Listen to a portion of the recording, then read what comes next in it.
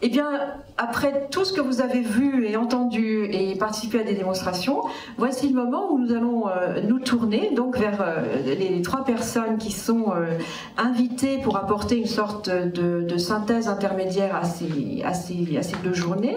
Donc à ma gauche, Bruno Sportis, président directeur général d'INRIA, Mireille Branger, responsable de la stratégie d'accélération éducation et numérique, et puis Gilles Roussel, président de l'université Eiffel et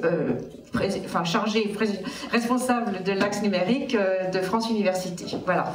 Donc dans un premier temps, je vous explique comment la table va se dérouler, parce que vous allez y avoir un rôle par vos contributions, par vos questions, puisque finalement la question qui nous anime maintenant, c'est que faut-il faire, n'est-ce pas? Que faut-il faire? Et certains d'entre vous s'étonnaient du fait que les deux ministres qui pourraient être concernés, et également Jean-Noël Barrot, ne s'étaient pas encore prononcés sur ce mouvement fulgurant que nous suivons, nous, depuis novembre 2022, avec les points forts des versions successives et puis des nouveaux outils qui apparaissent.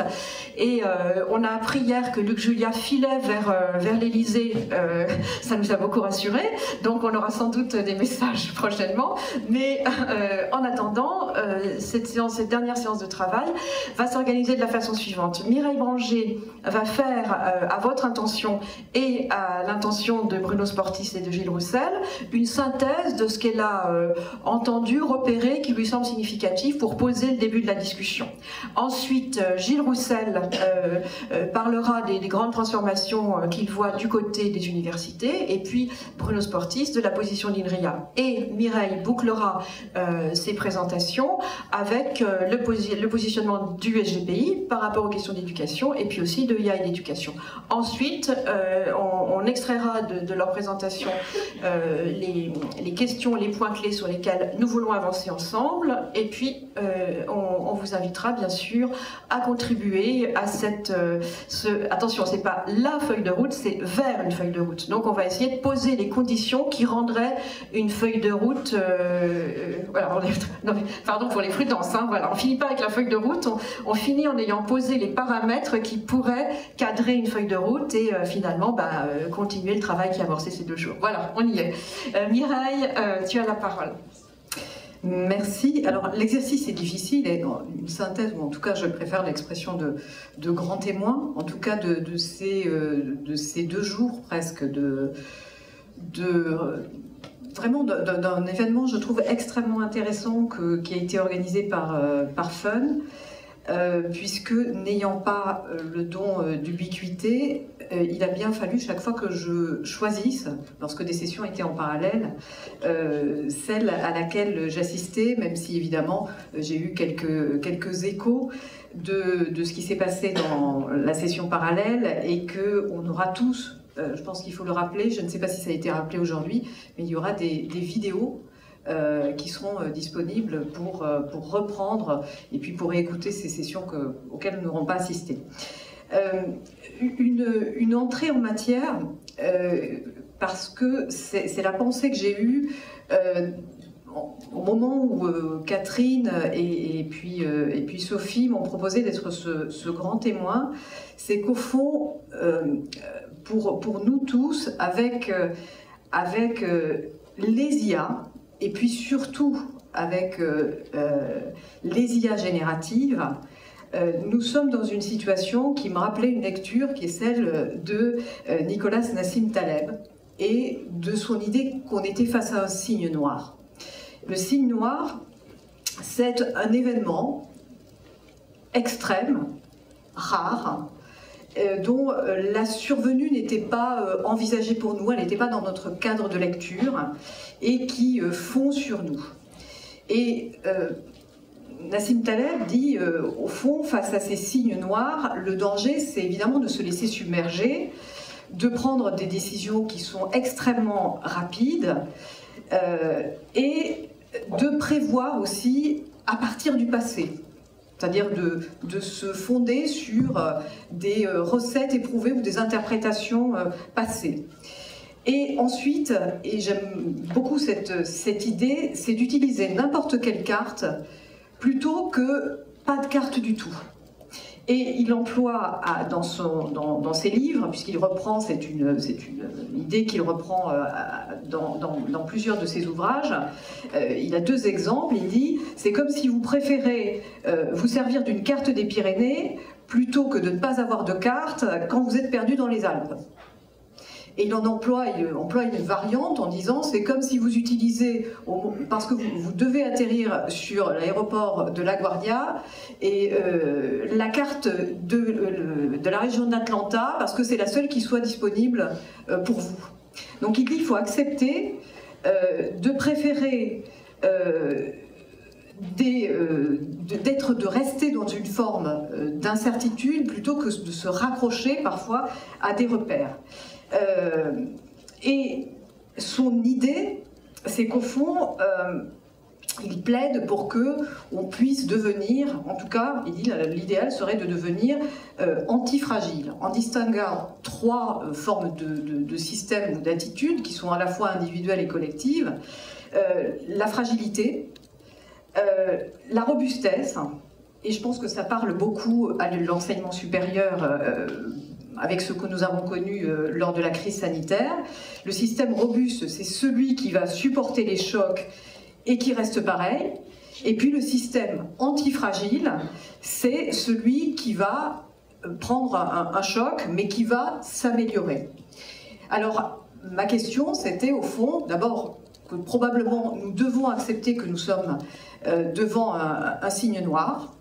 Et l'autre chose, c'est qu'on peut espérer que nous parvenions à être un peu plus antifragiles. Ça, c'était ma première, je dirais, ma première remarque, et en tout cas celle avec laquelle je suis un petit peu arrivée dans ces journées. Ce qu'on a beaucoup entendu, ce qu'on a beaucoup vu, c'est que ce décor était ce paysage était en rapide évolution, une évolution qui est une évolution technologique, et ce que j'ai particulièrement noté, et qui est précieux, puissions-nous le garder, c'est que plusieurs intervenants ont dit, mais au fond, ce qui était le cas il y a 2 mois d'un point de vue technologique, bien sûr, on le sait, n'est plus le cas aujourd'hui, mais que ce que je pensais il y a 2 mois, aujourd'hui, je suis capable de dire que j'ai changé d'avis. Et je pense qu'il faut garder cette capacité face à l'IA de ne pas rester dans des positions, quelles qu'elles soient, qui ne tiennent pas compte de cette évolution extrêmement rapide. Également, on n'est pas encore sorti, et on y est en plein même, dans un imaginaire des IA. C'est ce que nous disait Luc Julia, qui est assez fantasmé en négatif ou en positif. Il parlait d'un imaginaire et d'IA d'une hollywoodienne. Je crois que nous ressortons tous de ces 2 jours avec une perspective qui est beaucoup plus nuancée, me semble-t-il. Je l'espère. En tout cas, pour moi, elle est beaucoup plus nuancée.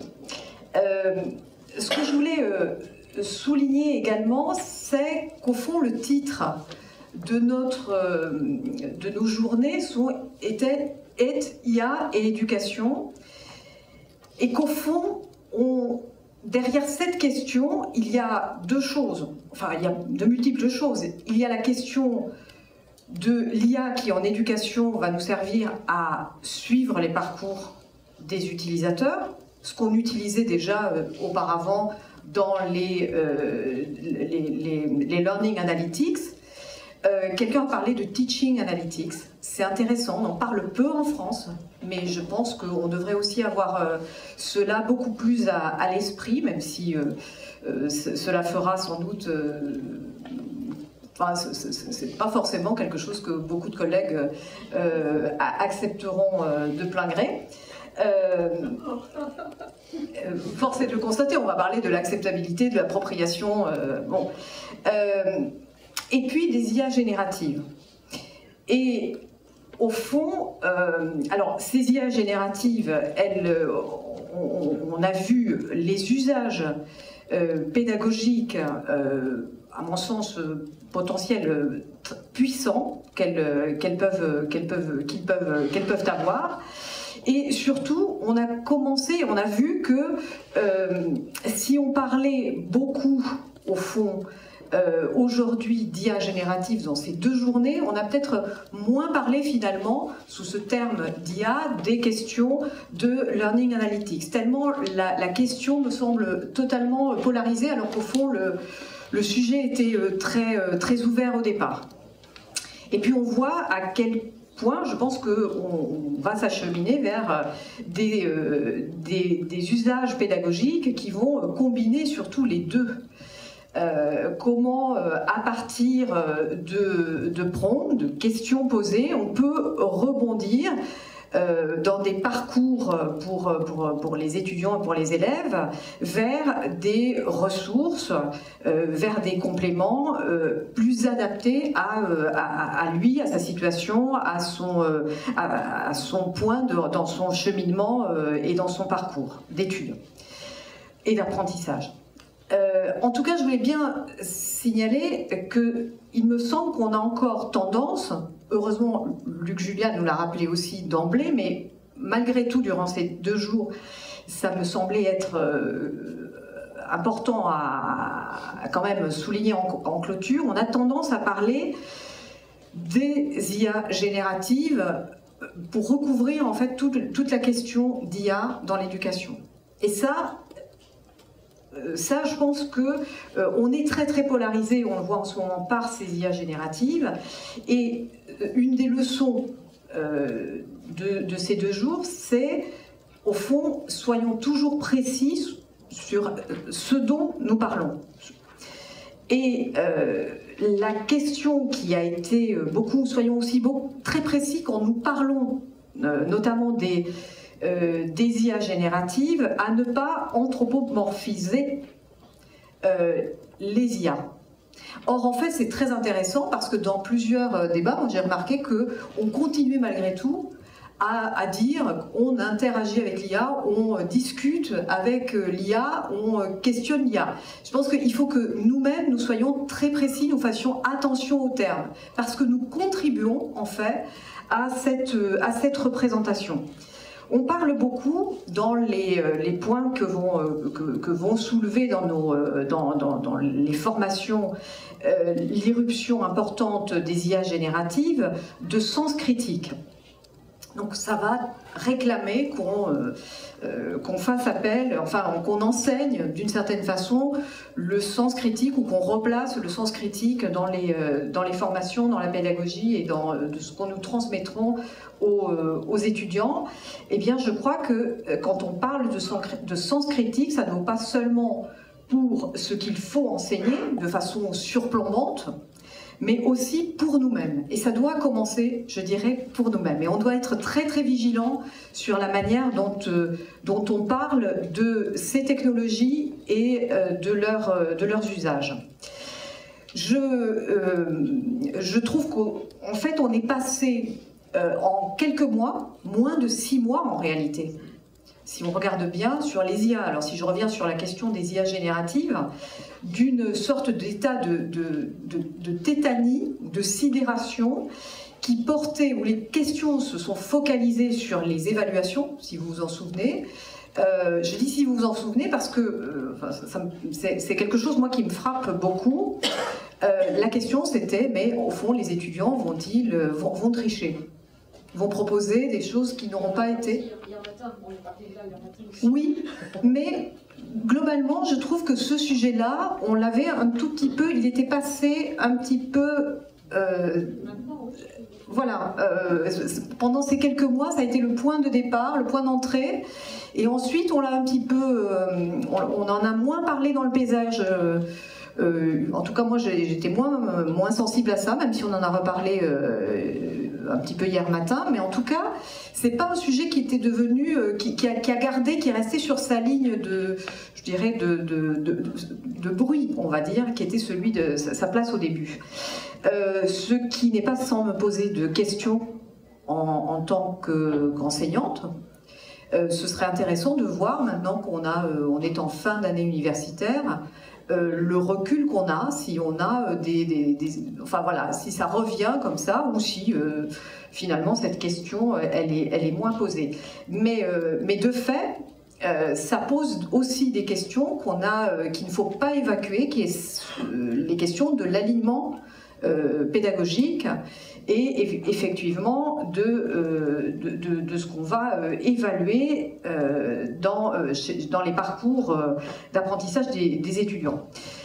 Mais tout cela pour dire qu'on est passé en 6 mois, me semble-t-il, d'un état de sidération à aujourd'hui un état où on commence à voir des choses se décanter. Dans cet événement également, comment commence à se constituer, à prendre, ça commence à prendre, aurait dit Roland Barthes, une communauté. Et ça, je trouve ça aussi très intéressant. Après, les questions qui ont été posées, pour aller très vite, ce sont les questions d'enjeux de régulation. Est-ce que la régulation va se faire? À quel moment elle va se faire? Probablement, enfin, il y aura toujours un délai par rapport à ce que nous connaissons et à la rapidité du déploiement et de l'expansion des IA génératives dans des situations, enfin de manière générale, et singulièrement dans le paysage de l'enseignement scolaire ou supérieur. Alors là aussi, j'y vais. On va avoir dans ces questions de régulation des enjeux de droit d'auteur, de souveraineté, qui sont à la fois des questions de données, dont je pense que Bruno Sportis parlera, mais aussi derrière cela de vision du monde, des enjeux de formation des enseignants, mais on a dit aussi quelque chose d'important, de formation des politiques. Qui me paraît être aussi une question importante. J'en parlerai juste un détail. Je dirais ce que j'en pense pour l'enseignement supérieur. Tous les cadres du SGPI, d'ici 3 semaines, vont être formés aux IA génératives. Et cette formation n'est pas facultative. Bruno Bonnel a souhaité nous le rappeler. C'est une formation impérative et il souhaite que ça serve de modèle pour les services de l'État. Et je pense qu'il a raison. Voilà, au-delà du fait, c'est pas pour que ça serve de modèle, mais que d'abord nous nous saisissions de ces questions, mais je pense que cet aspect systématique est important. Dernier point, je pense que ce qui est fondamental, c'est que cette journée, elle a donné lieu à montrer les cas d'usage, les premiers cas d'usage. Et on voit aussi que les progrès sont très rapides. Pour avoir assisté fin mars au BET à Londres, on voit bien que des technologies qui apparaissaient comme des points isolés sur une carte au mois de mars, aujourd'hui on les voit déployés dans plusieurs projets qui naissent aussi. Donc, on peut avoir au travers de ces journées des questions des possibilités de repérage de ce qui se fait, qu'il va falloir amplifier. Et systématisé au travers de la communauté dont je parlais, reste la question de l'appropriation de ces usages, la question du financement, de mutualisation, mais ce qui apparaît surtout au terme de ces journées, c'est surtout les opportunités que donnent pédagogiquement les IA génératives. Et enfin, la question, c'est qu'au fond, cela interroge fondamentalement ce que c'est qu'enseigner et véritablement avec une interrogation de chacun, pas seulement sur le danger, mais qui doit toujours nous renvoyer au fond, si les IA génératives répondent à cette question, comment je situe ce que, en tant qu'enseignant, je dois apporter, mais ça vaut pour tous les corps de métier de l'enseignement. Voilà, c'est extrêmement rapide. Je dirais qu'en fait aussi ce qui me frappe, c'est qu'il nous faut encore beaucoup travailler. Merci beaucoup Mireille. Je crois que comme ça on a un panorama des grands sujets qui émergent pour cet après-midi. Gilles, Mireille conclut sur des questions d'opportunité. Je crois que ce que vous allez développer, c'est un questionnement autour de en quoi ces nouveaux outils, ces IA génératives, voilà, peuvent aider l'ESR, l'environnement universitaire, à aller plus loin, encore plus loin, dans ses missions de formation, de réponse aux besoins du pays, sur les changements du travail, et puis bien sûr de renouvellement des postures. Parce que là, peut-être que notre communauté peut faire illusion. On a découvert en 2 jours une communauté passionnée, qui ne cesse d'expérimenter, qui est très à jour. Et puis, on sait très bien que par ailleurs, il y a peut-être des gens qui sont non seulement déstabilisés, mais totalement ignorants de tout ça, et qui vont quand même en prendre les ondes de choc. Merci pour cette introduction et merci Mireille pour nous avoir fait un petit peu le débrief de ce qui s'est passé avant. Donc également merci de m'avoir invité et enfin merci d'avoir organisé voilà, ces journées qui sont à mon avis très utiles à ce moment précis. Donc bien sûr pour préparer cette table ronde, moi j'ai posé la question à ChatGPT pour lui demander les éléments. Après que j'ai quand même travaillé un petit peu pour voir si j'avais pas oublié des choses, et j'avoue qu'il a dit des choses intéressantes. Je suppose qu'il y en a d'autres qui l'ont fait. Hein, non ? Non. Bon. Alors, vous voyez, vous n'en êtes pas encore à l'usage complet des outils d'IA générative. Mais probablement que lors d'une prochaine table ronde, vous le ferez comme moi. Peut-être déjà un petit mot d'introduction sur France Université pour peut-être aussi rebondir sur ce que vient de dire Sophie. Donc, France Université, c'est l'ancienne CPU, Conférence des présidents d'université, donc on fait plus moderne. Et puis, c'est 116 membres, établissements, 2 millions d'étudiants dans ces établissements, 3000 unités de recherche dans les établissements. C'est un lieu où on essaie de partager, de construire, et vous vous dites, on invite Gilles Roussel, qui est le référent de France Université, et puis lui va nous donner la feuille de route de l'enseignement supérieur que la France Université a pensé. Et on est comme pour vous, chacun d'entre vous, eh bien, il y a quelques pionniers, et puis quand même globalement, l'ensemble des présidents d'université, c'est pas des enjeux sur lesquels ils sont extrêmement motivés. Donc moi, la première chose que j'ai faite en tant que référent, c'est d'essayer de justement sortir le numérique de son cantonnement numérique pour le numérique et de travailler. On travaille avec des conseils autour de la formation, de la recherche et des moyens de la RH principalement, et de réintroduire ça de façon transversale dans ces discussions plutôt qu'avoir quelque chose de très spécifique pour le numérique. Donc je pense que c'est vraiment très important qu'on arrive à ça. Donc première chose, c'était vous dire, vous êtes seul, moi un peu aussi, même si j'ai maintenant un peu de soutien de France Université, on est quelques présidents, mais la réflexion sur ces questions-là n'en est qu'à une amorce, et je ne suis loin d'être un spécialiste de ces sujets-là, donc l'utilisation de ChatGPT a été utile pour construire mon exposé. Je voulais vous dire aussi que moi, ce qui me semble important, et Sophie l'a dit, c'est d'essayer de faire en sorte de voir comment, avec cette révolution, ce signe noir, comme l'a dit Mireille, l'université va rester dans le paysage avec ses missions. Moi, mes missions principales de l'université, c'est de la capacité à recevoir tous les publics, le maximum de public, et à leur permettre d'élever le niveau de formation et de transmettre des savoirs au plus proche de la production des savoirs. Et donc c'est vraiment là-dessus que j'ai essayé de construire mon intervention. Et plutôt à ce stade autour de questionnements qui devraient nous permettre, qui j'espère vont permettre de réfléchir pour aller vers une feuille de route pour l'enseignement supérieur. Donc la première question que je me suis posée, c'est la question des étudiants. Voilà, quels sont les étudiants qu'on a, qu'est-ce que ça va impacter sur les étudiants, comment ils vont être dans le futur. Alors on le voit, les étudiants sont très vite appropriés l'outil, on l'a dit tout à l'heure, pour tricher. Alors je voulais juste une petite un petit élément là. Les gens sont émus du fait que certains étudiants ils allaient tricher grâce à ChatGPT, produire des travaux à la maison qui n'auraient pas été leurs travaux. Moi j'ai l'impression plutôt que c'est un outil de démocratisation et d'égalité des chances, parce que quand les parents le faisaient, c'était bien le problème et ça émouvait personne. Hein. Le fait que les parents avaient produit le travail à la maison, pas de problème. ChatGPT, ça pose un problème. Donc moi, voilà, déjà j'étais déjà un peu suspect par rapport à à ce qui se disait tout autour. Donc les élèves se sont appropriés très vite, les enseignants extrêmement également, ou pas. Les uns et les autres ne se sont pas tous appropriés, on l'a dit tout à l'heure, en gros on peut dire 10% des étudiants, enfin peut-être un peu plus pour les étudiants, mais des personnels se sont appropriés ces choses-là. Donc on a un début de fracture, et donc moi, dans nos grandes missions de l'université, comment on fait pour réduire cette fracture pour les étudiants, principalement, qui certains, on l'a vu pendant la pandémie, n'avaient pas accès à un ordinateur, n'avaient pas du temps de travail devant un ordinateur. Donc on peut dire tout ce qu'on veut, l'IA peut amener plein de choses, si on n'a pas d'ordinateur, pas de réseau, eh ben, cette fracture, on la résout pas. Donc ça c'est un premier point que je voulais évoquer. Le deuxième point que je voulais évoquer, c'est qu'aujourd'hui on travaille sur le stock.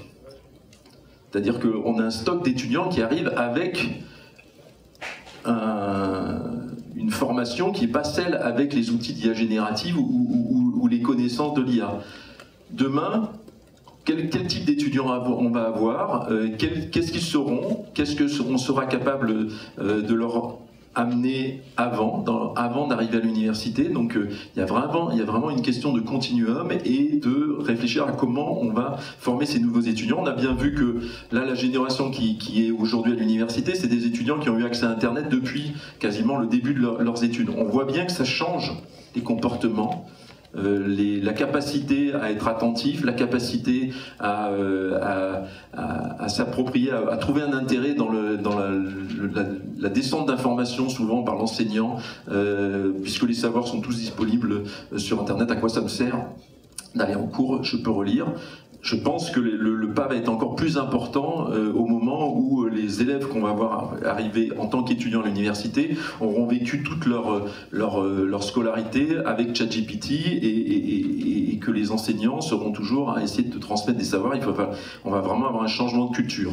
Donc là, voilà, quelles sont les attentes des étudiants, leur manière d'apprendre, les savoirs qui ont été acquis. Ça va être une vraie question quand ils vont arriver à l'université et qu'on aura cette nouvelle génération qui arrivera.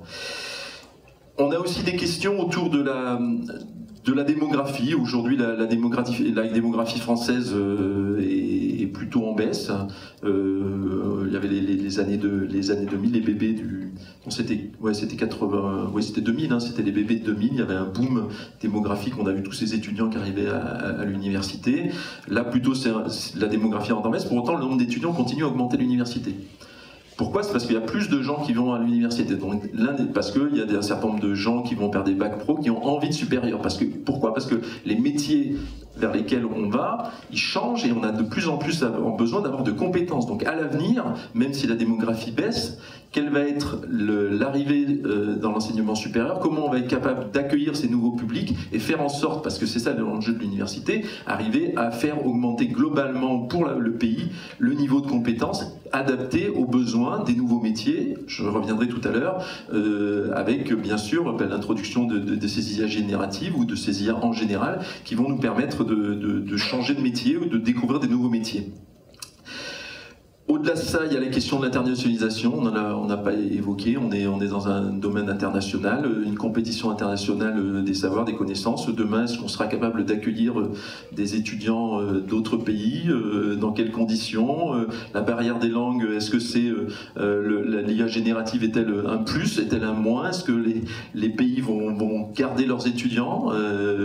On a des cultures différentes. En France, on a une culture de l'élévation du niveau de formation de l'ensemble de nos étudiants et dans d'autres pays, de les envoyer à l'étranger. Est-ce que ce sera toujours la même chose? Il y a plein de questions sur ces flux et sur cette promesse qu'on nous donne dans les universités que demain, il y en aura une mondialisation complète et des déplacements d'étudiants. Est-ce que ce sera toujours vrai avec ces outils? C'est des vraies questions qu'il faut qu'on se pose avec la possibilité d'IA générative de faire plein de choses que certains pays n'étaient pas capables de faire à une époque, aujourd'hui en tout cas. Donc les questions que j'ai pour les étudiants, c'est quels étudiants pour demain, quel bagage auront-ils, quelles seront leurs attentes, quels seront leurs nombres, et est-ce que l'IA va révolutionner leur orientation, les formater, si oui, par qui? Comment on va appréhender tout ça à l'université quand les étudiants vont arriver? Et donc la deuxième question que je me suis posée, c'est celle de l'évolution des formations, de la formation des enseignants-chercheurs et des enseignants qui sont à l'université, qui rejoignent plutôt les questions que vous vous êtes posées pendant ces journées. Je pense que, comme ça a été évoqué, hein, c'est la vraie question, c'est quelles compétences et quel savoir on doit transmettre en tant qu'enseignant, et probablement que ça a vraiment changé et ça va continuer à évoluer fortement, et comment on s'adapte à tout cela.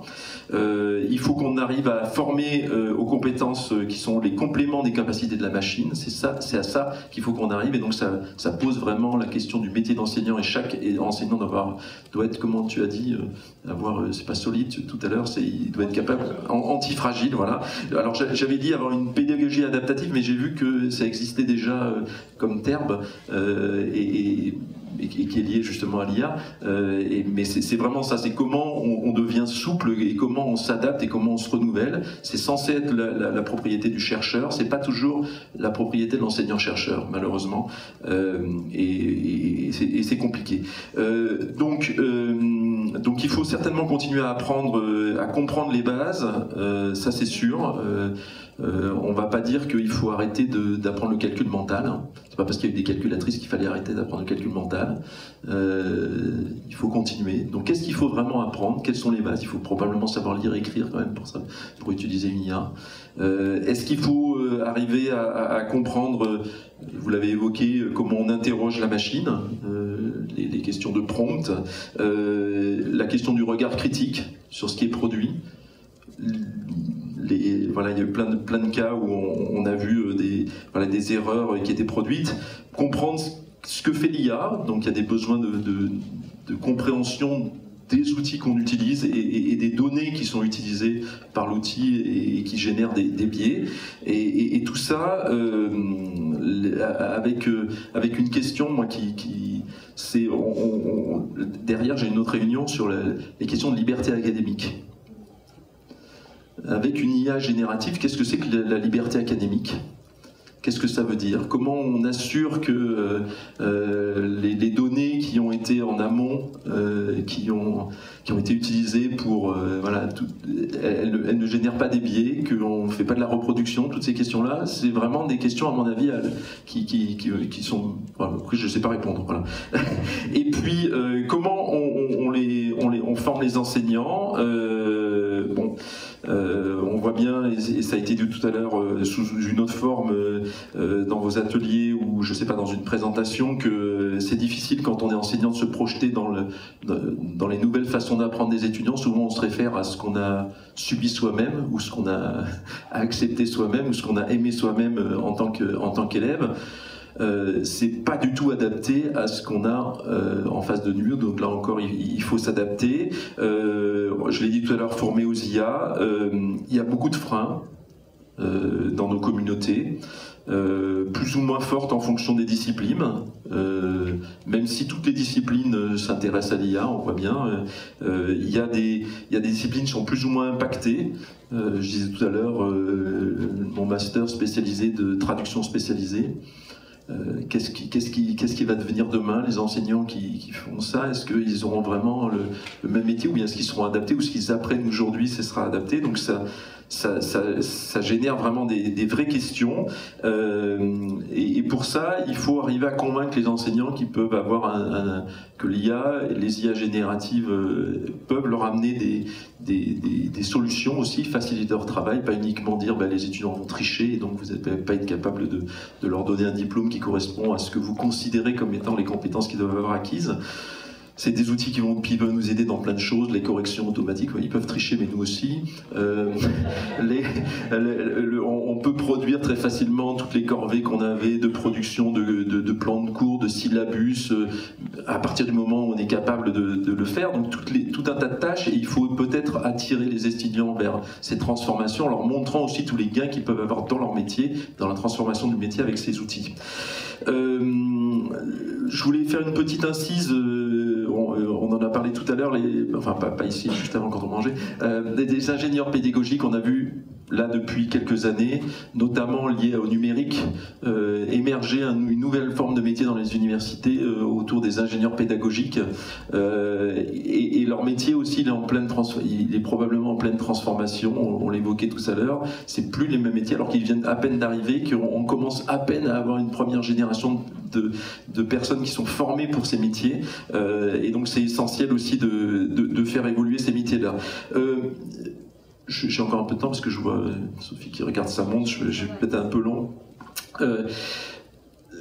Donc là, je vous ai parlé de l'amont, les étudiants, du moment où les étudiants sont à l'université, les enseignants, comment on essaie de faire évoluer les choses.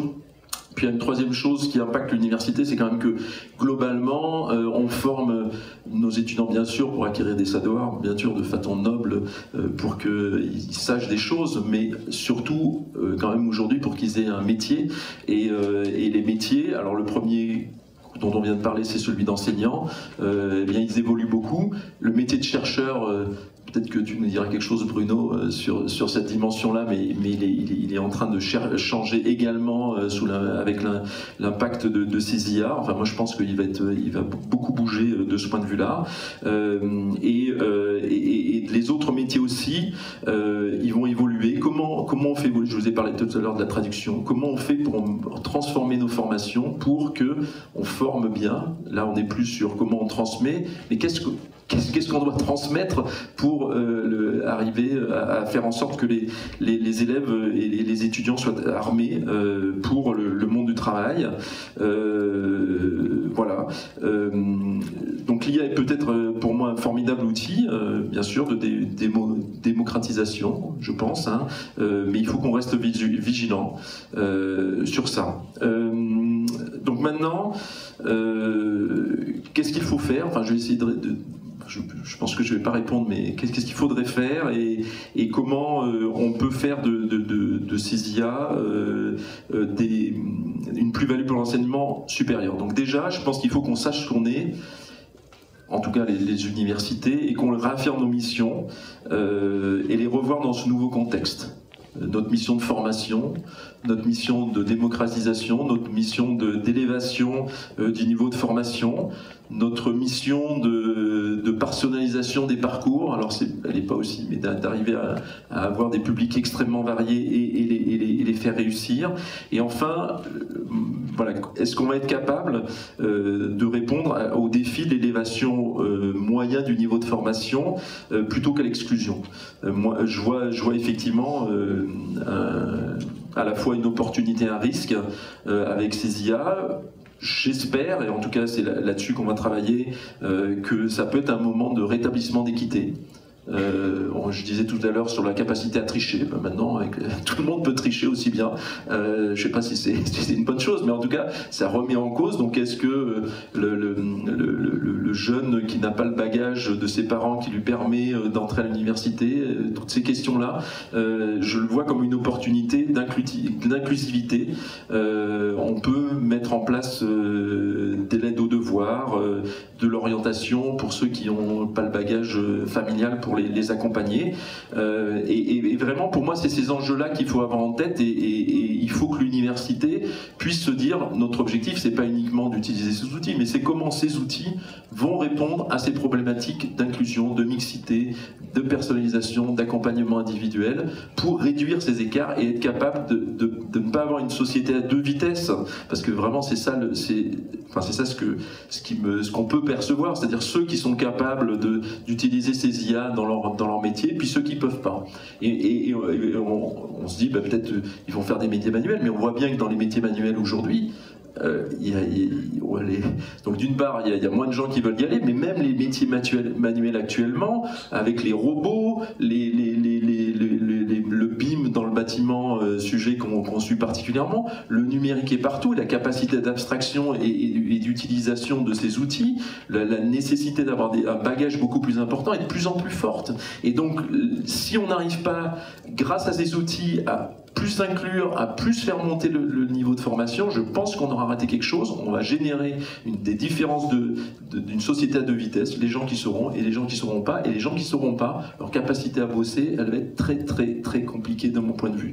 Donc moi j'ai vraiment voilà, cet enjeu en tête, et l'université doit répondre, il me semble, à cet objectif, tout en étant capable de garder celui qu'elle a, production des savoirs, et continuer à exercer cette capacité à être l'endroit de la polémique, de la liberté académique, qui peut être aussi mise à mal par ces IA. Alors comment on fait pour arriver à ça?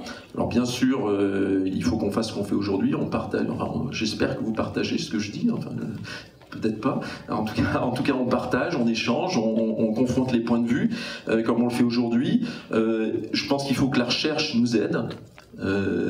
Au-delà de la question de la production de l'IA, pas uniquement à l'INRIA, je pense qu'il faut aller bien au-delà de ça sur ces questions, et la recherche peut le faire, et le fait, hein, mais il faut accélérer cette dimension-là. À notre modeste niveau, France Université, les VP numériques aussi font qu'on réfléchisse à tout ça, mais ici, il me semble qu'il faut une initiative souveraine au niveau français ou européen pour donner un cap. Alors, quand j'ai préparé, je me rappelle d'une époque où Bruno était dans un autre rôle et où on s'était rencontrés pour la première fois, et où il y avait les MOOC qui arrivaient. Hein, et il y avait les MOOC qui arrivaient. Et puis, il y a eu, à l'époque des MOOC, il y a eu un ministère qui s'est dit, tiens, il faudrait faire un truc, et il y a Fun, tiens c'est marrant, c'est le truc où on est aujourd'hui, il faudrait faire Fun qui essaie de répondre de manière souveraine en France à cette question-là, et il y a une vraie volonté, des moyens qui ont été mis pour accompagner cette transformation et essayer d'avoir quelque chose de souverain. Donc vous dites, ça y est, la solution, il faut mettre Bruno Sportis aux manettes et on va avoir le résultat. Malheureusement, je pense que non, hein, parce que je pense que le signe noir, c'était pas un signe noir, les MOOC de mon point de vue, c'était voilà, une évolution supplémentaire. Là on a vraiment une transformation qui touche au-delà de l'enseignement supérieur, c'est bien plus transverse que ce qui s'était passé avec les MOOC. C'est pas uniquement une question de plateforme ou de capacité à rendre disponibles les choses. Donc voilà, je n'ai pas la réponse. Je pense qu'il faut une initiative souveraine. La forme de cette initiative, à mon avis, elle est beaucoup plus multiforme que celle qu'on a pu avoir pour Fun. Il y a déjà des choses qui se font, hein, au niveau de la recherche sur les 3 IA pour accompagner les transformations, mais je pense qu'il y a vraiment quelque chose à faire autour de former en IA, former à l'IA et former pour l'IA. Ces 3 dimensions dans lesquelles l'université. Mais pour finir, je pense que au-delà de ça, il faut réaffirmer la place de l'humain et dans cette société qui va être post-IA. Hein. Et ce sur quoi il faut la réaffirmer, c'est sur le fait qu'il faut que chacun des humains ait sa place dans ce système. Et c'est ça le message que je voudrais passer aujourd'hui. Il ne faut pas laisser des gens sur le bord de la route. Je pense que l'université peut y contribuer, mais ne pourra pas y contribuer seule.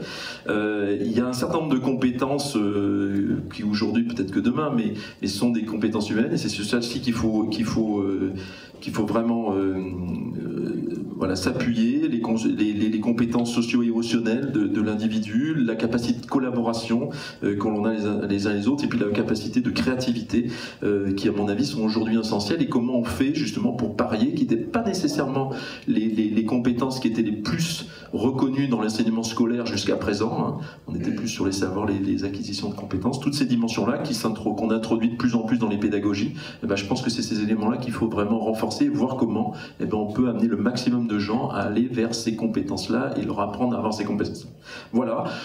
Je passe sur tout un tas de sujets que vous avez dû évoquer, les questions d'énergie, comment on fait pour être dans un monde où on nous demande de réduire les consommations énergétiques et où ces outils ont un impact important. Et puis, comment on fait si demain on n'a plus d'énergie, plus d'ordinateurs et qu'on a des gens qui sont formés à utiliser les IA et qu'on ne sait pas faire comment. Voilà. Merci.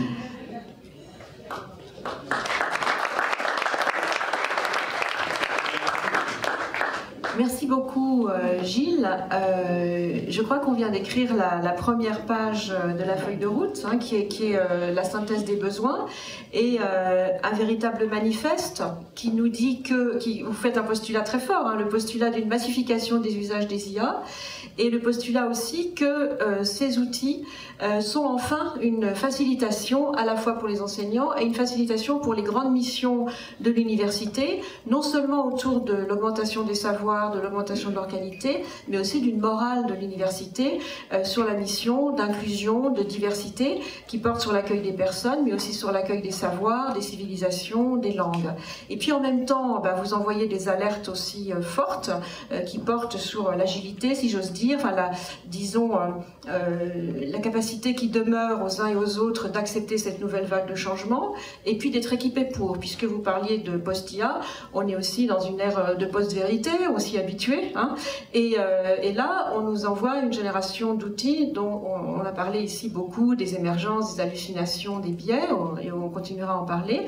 Vous parlez de la façon dont l'université va devoir être équipée, n'est-ce pas, avec une architecture souveraine, avec des LLM qui garantissent la pluralité des savoirs, la représentation de la recherche française, et puis bien sûr qui donne de la transparence pour que la redevabilité des informations puisse être mesurée et qu'on apprenne à ne pas se contenter des résultats, mais à remonter sur les processus. Alors ça tombe bien parce qu'on avait invité la bonne personne pour la page 2, et donc je vais passer la parole à Bruno Sportis, qui est notre grand protecteur dans ce tumulte. Merci de la passion. Donc moi je suis très heureux d'être parmi vous, hein. Merci pour cette opportunité d'échange, de rencontre. D'ailleurs, indépendamment des sujets abordés, comme certains d'entre vous le savent, notamment Catherine, moi j'ai beaucoup d'affection pour la communauté autour de Fun, donc voilà, je suis vraiment content d'être avec vous. J'étais moins content en découvrant le sujet IA générative, parce qu'en fait je m'étais dit qu'une fois dans la semaine on n'allait pas avoir à discuter de ça, et en fait pas de bol, c'est pas le cas. Voilà.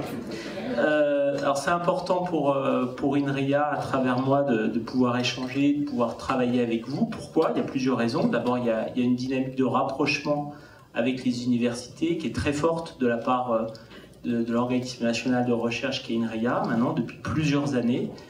C'est la dynamique autour, sur les sites dans lesquels on est présent, autour, j'essaie de ne pas parler d'IA générative, hein, comme vous avez compris, hein, autour des centres INRIA de l'université, donc on va dire une petite dizaine en France, et y compris avec une dynamique, je pense qu'il va aller en s'augmentant, d'être capable d'être présent loin de nos bases, dans une volonté d'INRIA de pouvoir accompagner les universités évidemment identifiées comme au centre du système académique français. Associé à ça, pourquoi il y a cette dynamique? C'est parce qu'il y a la conscience que dans le numérique, la recherche, la formation, l'innovation sont étroitement liées, et si on n'arrive pas à articuler tout ça, eh bien, on ne va pas y arriver dans le contexte très compétitif qu'on connaît.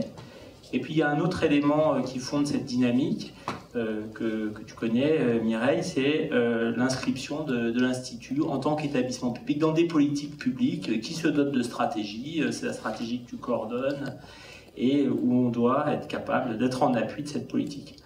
Alors, le contexte, il a été amplement discuté, hein, c'est celui alors, on disait ça il y a 5 ans, il y a 10 ans, il y a 15 ans, c'est celui de l'accélération numérique qui ne s'arrête jamais, on va dire, et puis qui génère ses propres enjeux. Le mot souveraineté a été pas mal utilisé quand même s'il est à définir. Nous, dans ce cadre-là, on pense que c'est absolument important de pouvoir construire des coalitions d'acteurs pour pouvoir construire ces objets de souveraineté, là en l'occurrence dans l'éducation nationale, l'enseignement supérieur que tu as évoqué, Gilles, que tu as évoqué, Mireille. Et pour moi, c'est très simple, l'objet de souveraineté, c'est juste comprendre ce que l'on fait, maîtriser ce que l'on fait et avoir un choix. Point. Donc on a eu tellement en France des non-succès, on va dire, autour de ces sujets de souveraineté numérique que moi je définis simplement comme ça, maîtriser, avoir la possibilité de choisir. Et pour y arriver, il faut partager, tu l'as dit Gilles, il faut comprendre, il faut expérimenter, et surtout ce sont des dynamiques collectives et des dynamiques d'écosystème. Alors dans ce cadre, INRIA a eu un moment qui a été vis-à-vis des enjeux dont on parle aujourd'hui, et je dézoome là d'IA générative, je parle de numérique et enseignement, numérique et éducation, a eu un moment important qui a été un livre blanc en 2019, qui a été notamment coordonné par quelqu'un que certains d'entre vous connaissent, qui est Gérard Giraudon, au sein d'INRIA, et avec beaucoup de collègues universitaires, des collègues qui sont on va dire dans l'écosystème INRIA. Et ce livre blanc 2019 était autour de numérique et éducation et quelles contributions on y voit pour la recherche. Voilà. Et juste, donc cette introduction, c'est juste pour dire aussi qu'il y a vraiment une grande humilité, moi, vis-à-vis de ce que je vais dire, parce que je veux dire, ce sont des sujets sur lesquels INRIA n'est pas positionné strictement, on est adjacent et on aide à faire bouger des lignes avec d'autres, bien sûr. Sur ces sujets, il y a une grande diversité d'actions dans la recherche dans le numérique. Tu as tendu la perche, Gilles. Donc quand je regarde ce qui se passe chez INRIA sur les sujets qui sont brassés par votre communauté, il y a de la recherche au sens strict du terme. Moi, je pense à des équipes projets d'INRIA communes avec des universités qui travaillent sur des méthodes issues de l'intelligence artificielle pour améliorer les processus d'apprentissage en milieu scolaire, plutôt d'ailleurs dans le scolaire que dans l'enseignement supérieur, comme on utilise des modèles de langage, des grands modèles de langage, pour aider les enfants à développer leur curiosité. Par exemple, je pense à des déploiements qui sont faits dans des académies, je répète, en scolaire avant la terminale. Il y a des travaux qui ont mené dans le même style à développer des assistants d'apprentissage de sciences, par exemple, d'apprentissage des mathématiques dans le premier cycle scolaire, CP, CE1, CE2. Voilà, il y a des travaux où là, il y a vraiment un pas de côté vis-à-vis de l'intelligence artificielle. Et moi, je pense qu'il y a vraiment un très gros potentiel là-dessus, qui est la numérisation des expériences de physique et des expériences de chimie. Voilà. Donc, il y a plein d'équipes dans la recherche publique qui travaillent sur l'apport du numérique au processus d'apprentissage. Il y a d'autres types d'actions dans lesquelles INRIA est partie prenante, et notamment sur le terrain de la vulgarisation, de la médiation au milieu scolaire, notamment pour expliciter les enjeux. Donc je pense notamment à une initiative dans laquelle est également embarquée France Université, Gilles, comme tu le sais, qui est une scientifique, une classe chiche sur comment sensibiliser au lycée les jeunes sur les enjeux numériques. Donc en clair, ce dont on parle aujourd'hui de plus en plus.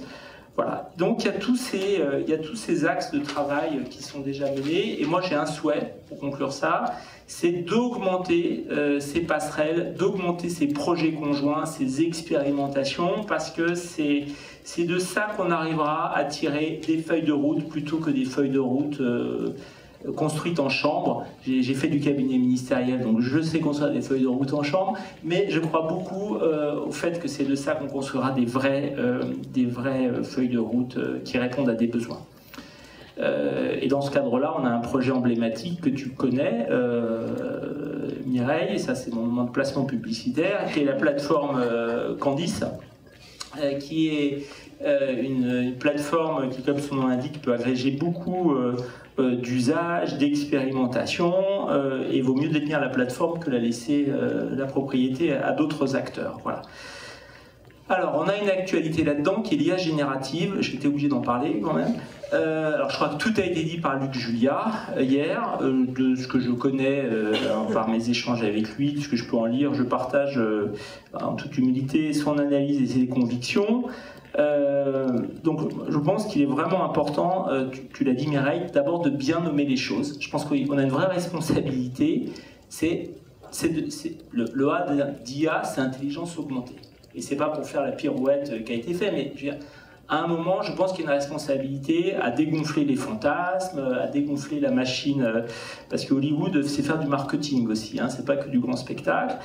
Donc ce n'est qu'un outil. Moi j'ai déjà entendu Luc Julia, je rends à César ce qu'il y a à César, dire que c'est un marteau, et on tient le manche.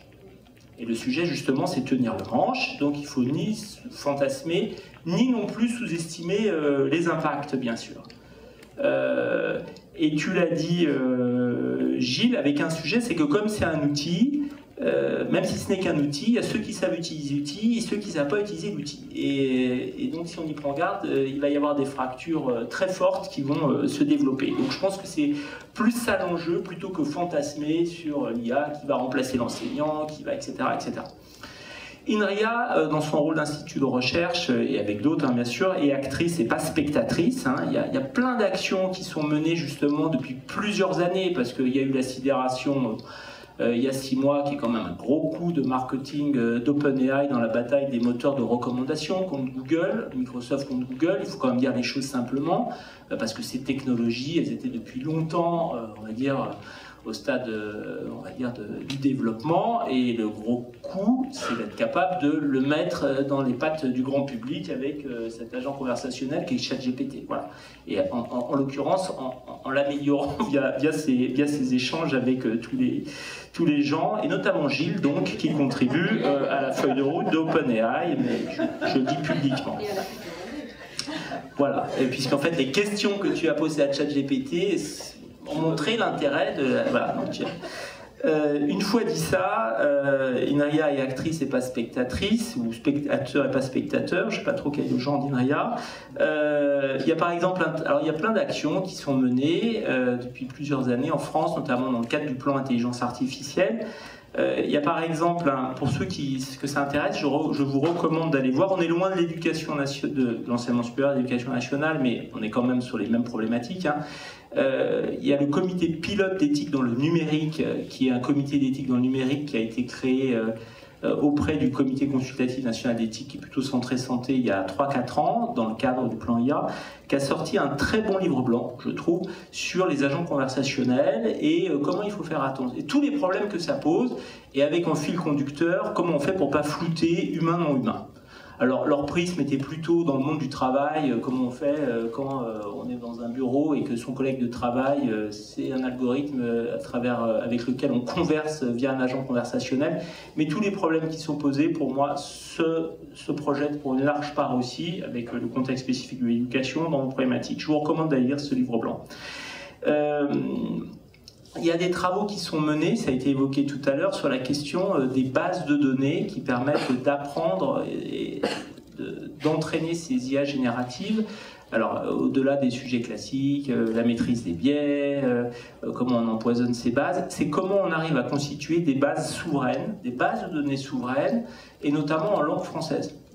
Et notamment dans la diversité de la langue française. Ça, ce sont des vrais sujets vis-à-vis de l'exclusion, parce que les grandes bases de données d'entraînement des grands modèles de langage ne vont pas s'embêter avec les spécificités des diverses régions françaises, de la diversité de la langue française.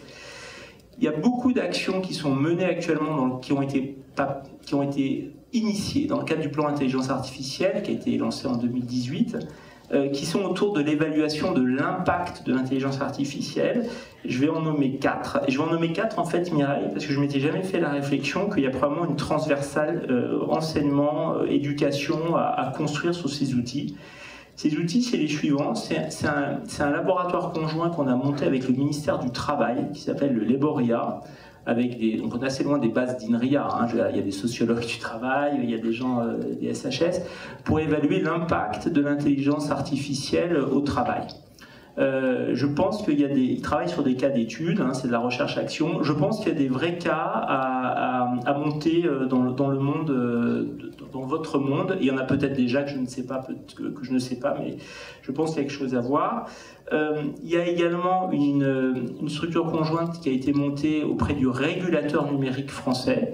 Le mot régulation a été évoqué tout à l'heure, c'est un champ qui est très actuel, comme vous le savez, avec les discussions au niveau européen avec l'AI Act. Voilà, donc qu'est-ce que ça veut dire que réguler une intelligence artificielle, jusqu'où on va, est-ce qu'on fait juste du papier, parce que derrière, une fois qu'on a régulé, il faut être capable de l'implémenter opérationnellement, quels sont les outils, et donc là il y a aussi un rôle pour de la recherche, il y a aussi un rôle pour des cas d'études, et je me demande dans quelle mesure là aussi il n'y a pas un use case, pour parler français, sur l'enseignement à construire. Voilà. Si je reviens, si je fais un pas de côté vis-à-vis de ces questions d'IA générative, moi je pense qu'il est extrêmement important, pour ne pas céder à la tétanie ambiante, on va dire, que certains organisent, de bien voir que le numérique, je crois que ça a été dit par Gilles ou par toi Mireille, et comme vous le savez tous de vos pratiques et beaucoup plus que moi, le numérique il dépasse de loin l'intelligence artificielle. Et tout le champ de l'expérimentation numérique, des jumeaux numériques, comment on peut les utiliser dans l'enseignement, du numérique qu'on peut utiliser pour décloisonner non seulement les disciplines scientifiques, mais l'enseignement des matières. Tout ça, c'est un champ dont un risque que je vois avec la tétanie actuelle, c'est qu'on l'oublie, alors qu'à mon humble avis, je pense qu'il joue un rôle majeur. Et donc très basiquement, moi je pense que la question de fond qui est posée à la communauté éducative, c'est de ne pas céder à cette pression ambiante et de savoir se recentrer sur vos problèmes majeurs en termes de dispenser ce que tu as relisté, Gilles, en termes d'intérêt des élèves, en termes de fractures. La question des inégalités sociales dans ce contexte est majeure, parce que je pense que c'est pas... Enfin, évidemment, il y a l'accès aux outils et versus ceux qui n'ont pas accès, mais il y a aussi ceux qui fantasment et ceux qui savent qu'il n'y a pas besoin de fantasmer. Voilà. Et donc pour moi le sujet, et ça a été dit, c'est former pour que la communauté éducative ait les outils pour construire son chemin dans un contexte où, vous connaissez, je pense, beaucoup d'entre vous cette phrase, dans les ruées vers l'or, les gagnants c'est les marchands de pelles et de pioches. Voilà. Donc il ne faut pas acheter les pelles et pioches, il faut forger votre propre chemin, et donc il faut avoir les billes, l'ensemble des billes pour être capable de le faire, et il n'y a que vous qui pouvez le prescrire. Alors, dans cette accélération, quel mode de réaction, quel tempo de réaction? Alors, Mireille a montré qu'elle avait des lettres, donc moi je suis obligé d'avoir aussi une référence là. Donc, tu as parlé de signe noir, donc moi je vais parler de reine rouge. Alors, je vais faire un contre-pied de ce que je fais habituellement. Parce que bon, moi j'ai un parcours qui est très souvent, enfin, dont une partie significative est liée à l'innovation, et donc le paradoxe de la reine rouge, vous le savez, hein, probablement, c'est Alice au pays des merveilles, elle fait une course et puis on lui explique que c'est quand même compliqué parce que c'est une course bizarre parce que le paysage bouge en même temps, donc il faut vraiment courir très vite. Bon, et ça c'est habituellement utilisé comme le signe noir dans le monde de l'innovation pour dire il faut aller plus vite que les autres, etc. Alors, moi habituellement je joue à ça, mais là je pense qu'il faut se poser quand même. Il faut surtout se poser et pas jouer à ce jeu. Parmi les questions, parce que moi j'ai pas utilisé ChatGPT mais j'ai interagi avec Sophie, parmi les questions il y avait qu'est-ce qu'il faut faire, est-ce qu'il faut faire évoluer rapidement les programmes, les stratégies qui arrivent, est-ce qu'il faut garder le cap? Moi je pense que oui, qu'il ne faut pas s'affoler. Il y a beaucoup de recherches à faire encore pour maîtriser tout ça. Luc Julia a peut-être partagé hier les scores de pertinence de ChatGPT. Beaucoup d'entre vous ont dû voir, on va dire, ces conversations, pour ne pas utiliser le mot prompt, avec ChatGPT pour comparer les œufs de poule et les œufs de vache, et où ChatGPT disserte sur 20 lignes en expliquant que oui, vraiment, les œufs de vache, c'est quand même rare, mais c'est quand même bon, généralement, c'est plus gros. Voilà. Donc, il y a beaucoup de travail à faire. Et moi, en tant que parent, je suis pas hyper, j'ai pas envie d'inciter des enfants avec cet état actuellement de pertinence. Il y a beaucoup de recherches à faire sur le sourcing des données, sur l'attribution des sources sur les modèles, sur le couplage, ça c'est des sujets de recherche, sur les couplages à des bases de données certifiées. Alors actuellement, il y a des assemblages qui se montent. Par exemple, ChatGPT a été couplé avec Wolfram, qui est cette grande base de données mathématiques, en clair pour lui apprendre à être meilleur en mathématiques. Voilà, donc c'est des assemblages qui se constituent. La question de l'implémentation de contraintes à ces modèles génératifs, il faut qu'ils ne sortent pas n'importe quoi au sens de ce qui peut être même dangereux. Bon, etc., etc. Il y a beaucoup de recherches à faire, et c'est de la recherche en plus qui est très proche des cas d'usage et de la régulation. Voilà, c'est juste pour dire que il faut savoir aussi temporiser et pas céder à l'émotion du moment. Et pour moi, on y arrivera, une fois encore, si on a un écosystème qui se crée, où il y a des gens qui amènent des cas d'usage, où il y a des gens qui sont au contact de la recherche sur ces sujets, qui savent parler ensemble et qui savent... Et en clair, on a besoin de communautés biculturelles. Moi, il y a 2 jours, dans un contexte radicalement différent, et où on n'a pas parlé d'IA générative, je lançais avec Didier Samuel, le PDG de l'INSERM, un programme de recherche nationale qu'on pilote conjointement chez tes collègues de la santé numérique, Mireille, le programme national de recherche sur la santé numérique. Et en fait, ce qui était vraiment super intéressant, c'était qu'il y avait une communauté biculturelle, médicale et numérique qui s'est constituée au fil des années, qui était là. Et biculturelle, c'est-à-dire que le numérique n'est pas un outil. Les gens du médical, ils savent poser les questions aux numériciens qui connaissent assez de médical pour spécifier les solutions et pour construire ensemble les solutions. Je pense que c'est ça l'enjeu. Et donc, il faut renforcer les lieux d'échange, de travail conjoint. Moi, je rêve qu'il y ait plein de passerelles entre la recherche et votre monde pour avoir des projets conjoints, pour avoir de l'expérimentation, en accueillant, on va dire, des gens qui ont des use cases dans des équipes de recherche. Moi, je pense que c'est comme ça qu'on s'en sortira, comme on fait en santé. Et le message pour terminer, c'était il ne faut pas être ni sidéré ni découragé. Ça, c'est une autre question de Sophie. Les classements montrent qu'il y a la force de frappe des GAFA en termes de modèles maîtrisés par les GAFA, en termes de publication, en termes de puissance calcul. Ok. Mais en France, il y a une vision stratégique qui se déploie depuis plusieurs années, à la mesure de la France. J'ai parlé du plan IA. Il y a du volontarisme politique sur le sujet du numérique. Il faut revenir au sens. Le sens, c'est celui du service public, éducation nationale, enseignement supérieur. Et il faut être capable de... C'est toi qui as parlé d'opportunité, je crois, Mireille. Il faut être capable d'expliciter que c'est une opportunité, modulo le fait qu'on la maîtrise. Et voilà. Et INRIA et la communauté, je pense, de la recherche française dans ces sujets, qui est très motivée, elle sera à vos côtés, à sa place, pour y contribuer. Voilà ce que je voulais partager.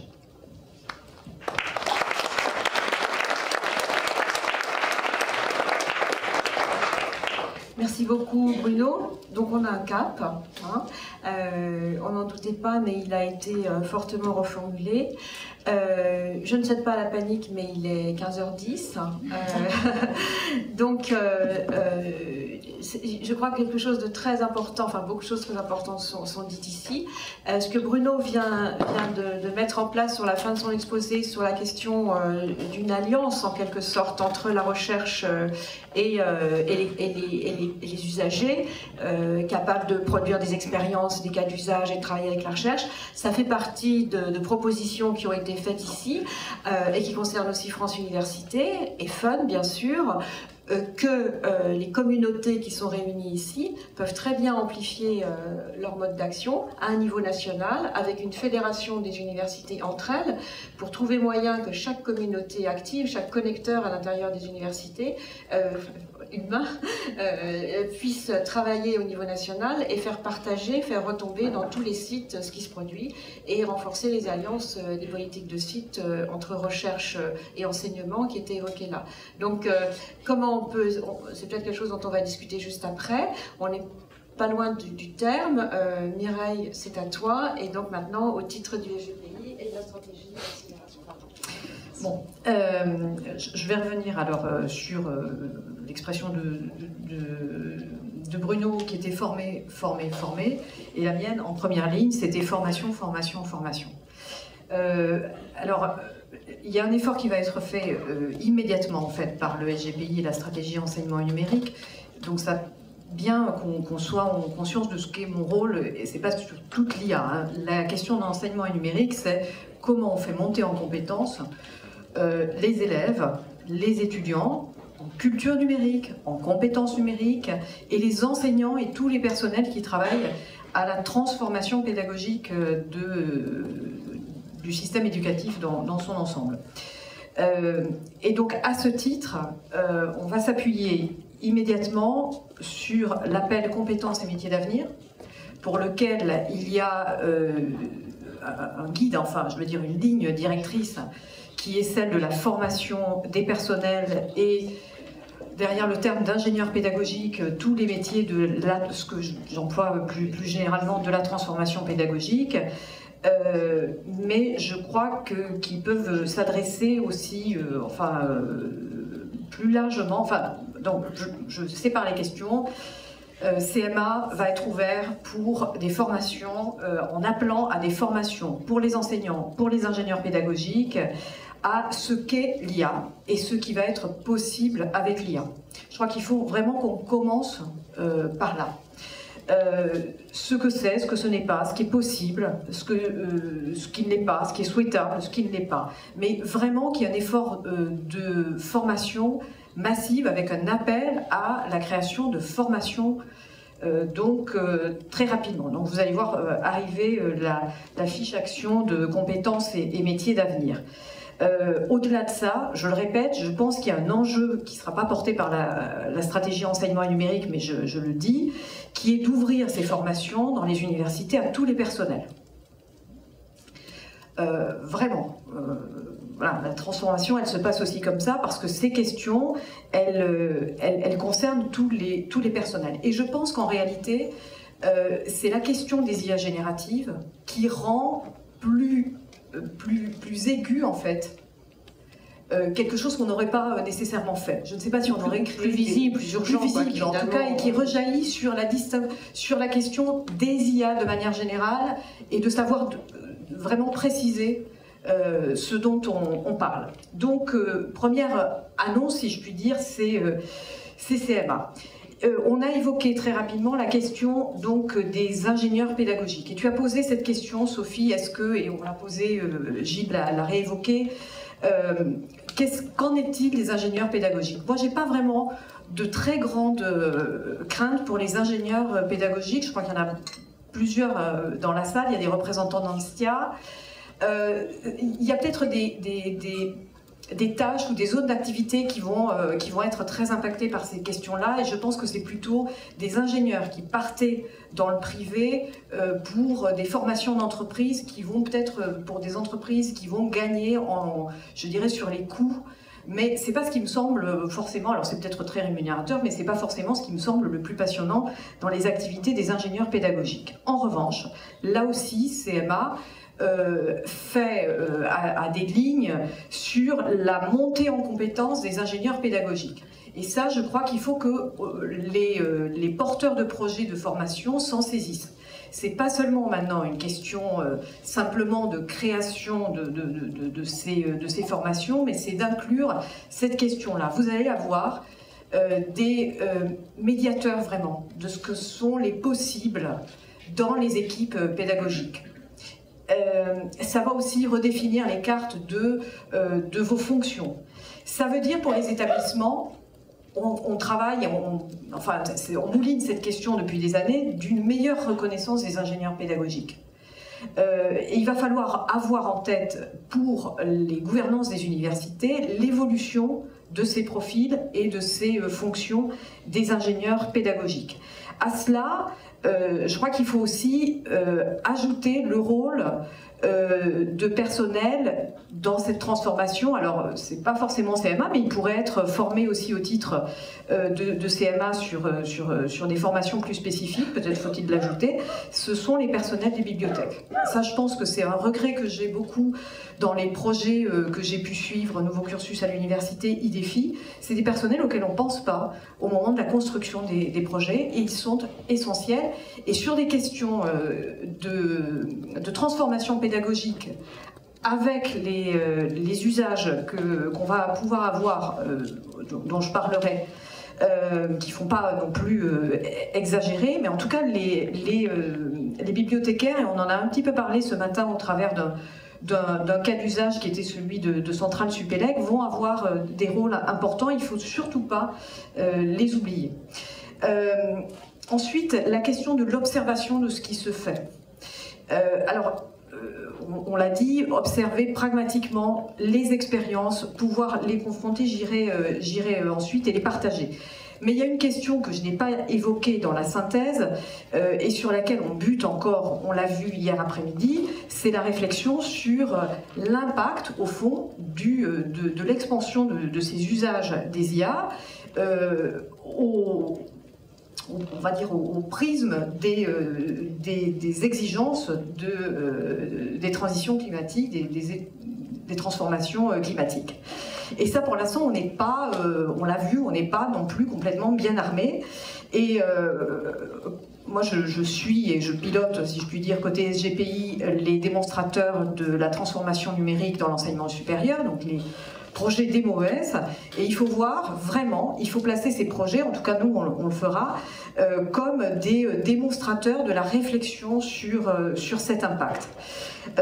Alors ensuite, pour aller très vite, même si c'est un sujet essentiel, il y aura la question voilà, de solutions souveraines. Elles ne seront pas portées, là pour le coup, elles seront portées par le SGPI, mais pas par moi et pas par la stratégie enseignement numérique, mais par le pôle de souveraineté numérique du SGPI. Donc ça, c'est aussi sans doute un sujet qui est en cours, mais n'attendez pas des annonces de ma part. Est venue la question ensuite de la mutualisation de ces informations, de ces bonnes pratiques, de la création de communautés apprenantes. Alain Goudet hier parlait de quid d'un canopé du SUP. Alors ça, moi je ne suis pas en place pour répondre à cette question, mais ce serait intéressant que notamment, je ne veux pas leur filer un bébé dans le bras qu'ils n'ont pas demandé, mais je pense que ça pourrait être un sujet important pour le ministère d'interroger en tout cas la manière dont ces lieux comment dire, de formation, de partage d'expérience peuvent être, après Canopé étant un modèle, hein, mais en tout cas on a d'autres modèles alternatifs, mais en tout cas je pense que cette question là aussi on tourne beaucoup autour, mutualisation de la transformation pédagogique, des innovations pédagogiques, et c'est aussi peut-être un moment de la réexaminer à nouveau frais. Je suis assez d'accord avec Gilles sur le fait que je ne vais pas vous annoncer de création immédiate d'un appel à projet que vous seriez ravis d'entendre, style appel à projet flash avec remise des dossiers dans 3 semaines. Non, rassurez-vous. Moi aussi, je crois qu'il faut laisser mûrir les choses, il faut se donner, il ne faut pas céder à la néomanie, mais je pense qu'il faut vraiment réfléchir. Ensuite, ça ne veut pas dire que, parce que ça je crois que c'est aussi une expérience, en tout cas quelque chose que j'ai en tête, on a lancé ces dernières années des gros appels à projets de transformation et on avait un modèle qui était les IDEFI, l'innovation pédagogique, sur lequel on peut avoir aussi un retour d'expérience sur ce qui a moins bien marché et en particulier sur les questions d'intégration de ces projets, de relation de ces projets avec la gouvernance et de mutualisation des résultats. Mais probablement, la question d'ouvrir des possibilités d'innovation, de tests, de choses assez expérimentales, ça je pense qu'on l'a un tout petit peu oublié et peut-être que en tout cas il y a une graine, mais pas avec des appels flash et pas tout de suite. Je pense que ça n'aurait pas de sens. En revanche, je crois qu'il faut se demander vraiment, et ça c'est une position, c'est moins le SGPI que moi-même, chaque fois pédagogiquement dans la formation, l'IA, pourquoi faire ? Moi ce que je retiens de tout ce que je vois depuis plusieurs mois, c'est qu'il y a un fort lien avec l'inclusivité pour l'enseignement scolaire et supérieur. On a vu ce matin des solutions de sous-titrage, la question des supports multiples qui peuvent être plus ou moins adaptés ou qui sont adaptés plutôt à des publics différenciés. Et la question aussi de la distance en fait du lieu physique du campus à certains moments de certains étudiants. Et puis la question aussi qu'on retrouve, hein, qui sont greffées aux questions de l'hybridation des formations. On n'a pas complètement traversé parce que cette question d'hybridation des formations, elle a été trop souvent assimilée à de la mise à distance, de l'expérience du Covid. Et or, je pense que c'est bien plus puissant que ça. Ça n'exclut pas l'humain. L'hybridation de formation, c'est pas uniquement du à distance. Ça réinterroge la plus-value véritable de la présence sur un campus et de la relation avec l'enseignant. Mais la partie numérique de l'hybridation, elle est extraordinairement chronophage pour les enseignants. Et là, on a des instruments qui peuvent enlever soulager d'une tâche lourde et chronophage pour l'enseignant, et puis recentrer l'activité des ingénieurs pédagogiques sur là aussi leur plus-value. Ce qu'on a vu, qui est loin d'être... Alors, on a une promesse, hein, je vais aussi parler des promesses, mais ce qu'on a vu avec Salman Khan, c'est la promesse d'un tuteur virtuel intelligent. Je pense probablement qu'on y arrivera un jour. Ça réinterroge la question de la persévérance de l'étudiant, à la fois dans la formation initiale et surtout dans la formation continue.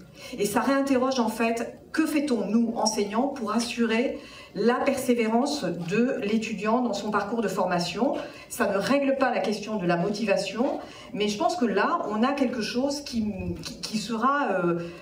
qu'on doit observer avec attention et qu'il faudra sans doute soutenir. Oui. Quelques minutes pour la synthèse, parce qu'il est 25, oui, je suis entièrement d'accord. Alors je voulais dire qu'il faut être... Non mais je finirai. La question c'est qu'il faut être aussi conscient de la part de l'État dans l'établissement d'une feuille de route, et je suis d'accord aussi sur le fait que ça ne peut pas se bâtir en chambre, c'est que cette appropriation ne sera pas facile. Il n'est pas d'ailleurs, je ne pense pas qu'il soit question de généraliser non plus ces usages. Sur la reconnaissance de cet engagement des enseignants, qui sera un obstacle, hein, ou en tout cas une question qui reviendra souvent, il faut quand même souligner que des leviers existent déjà, mais aussi il faut qu'il y ait volonté des établissements, mais que ça doit s'intégrer, ces projets, dans une politique d'établissement. Et donc, voilà. Dernier point, parce que ça, c'est une question aussi très SGPI, avant-dernier point. Pardon, hein, Jean, mais je pense que c'est important, parce qu'après, on n'aura pas l'occasion de se le redire. Il y a la question des compétences. Gilles a parlé de la question de l'orientation. Je pense que c'est effectivement une question qu'on introduit, nous, et qu'on va effectivement observer beaucoup au travers du projet Avenir, que nous finançons, qui est porté par l'ONICEP.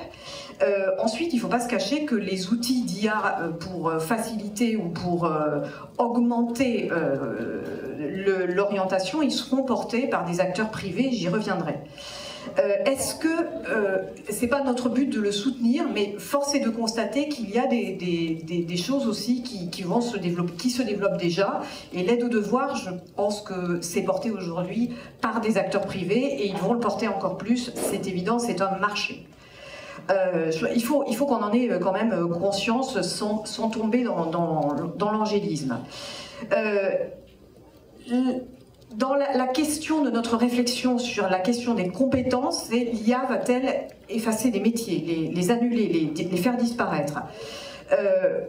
Je suis tout à fait d'accord avec ce que disait Luc Julia, et derrière lui, il y a eu un livre qui a été traduit en français, mais qui date de 2020, qui est La fin du travail de Daniel Susskind. Si vous ne l'avez pas lu, c'est extrêmement... En tout cas, c'est stimulant pour la discussion. On va certainement plutôt voir des tâches disparaître. Et donc là, on a une question d'adaptation, et c'est aussi la question qui doit traverser CMA, parce que oui, il y a toute une réflexion qui dit les compétences du 21e siècle, et ChatGPT a raison, hein, c'est quelque chose qu'on voit depuis 20 ans, on insiste sur ces compétences du 21e siècle. Moi, ce que je trouve intéressant, assez angoissant, parce qu'on ne l'a pas dit ça, Sophie, j'insiste, on ne l'a pas dit du tout, c'est qu'au fond, Susskind nous dit attention, on a tendance à présenter ces compétences du 21e siècle comme ce qui va nous permettre de survivre, ou en tout cas d'assurer, vous savez, une planche pour être à l'abri de la montée des eaux, ou en tout cas continuer à flotter. Et il dit attention, rien ne nous dit que certaines des compétences du 21e siècle ne pourront pas être en partie substituées par la machine.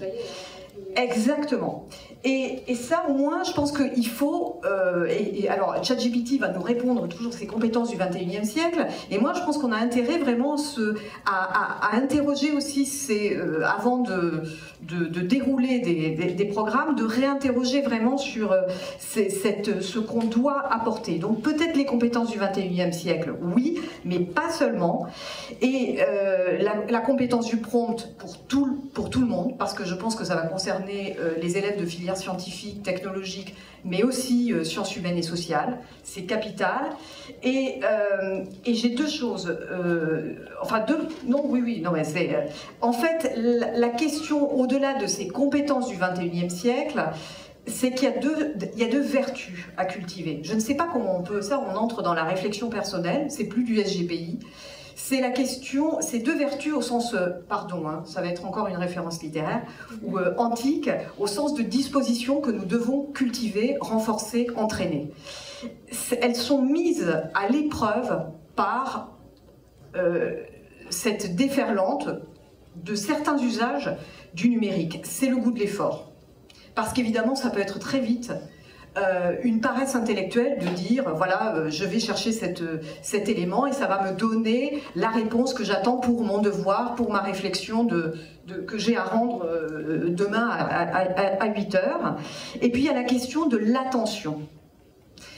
Et ces deux vertus, le goût de l'effort, qui n'est pas juste la persévérance, c'est pas la même chose, et de l'attention, elles sont des vertus socles pour les compétences du 21e siècle. On parle beaucoup de créativité, mais la créativité sans le goût de l'effort, je pense que ça ne veut rien dire. L'empathie, sans l'attention à l'autre, sans l'attention à ce qui... mais aussi la créativité ou la curiosité sans... l'attention, ça ne veut rien dire non plus. Donc, soyons méfiants par rapport à l'usage de ces compétences du XXIe siècle. Ce qu'on n'a pas assez dit, c'est qu'il y a une exigence presque morale. Je reviens sur ton point. En fait, on risque d'avoir une dissociation, un écart entre des élèves qui sauront, ou des étudiants qui sauront utiliser l'intelligence génératives, les intelligences génératives et ceux qui ne le sauront pas. Et ça, je crois qu'il faut être, nous, enseignants, très conscients de cela. Et ne dire on exclut l'usage et la pédagogie qui se nourrirait de cas d'usage sur ces intelligences artificielles et génératives, c'est une solution, à mon sens, irénique. C'est comme quand on dit « excluons le numérique de l'école » et « excluons le numérique de l'école ». C'est-à-dire, vous allez fragiliser des élèves qui sont déjà dans des situations d'éloignement du numérique ou d'usage du numérique défavorisé. Je pense que c'est aussi notre devoir, donc, d'avoir cette conscience-là. Voilà. Merci beaucoup.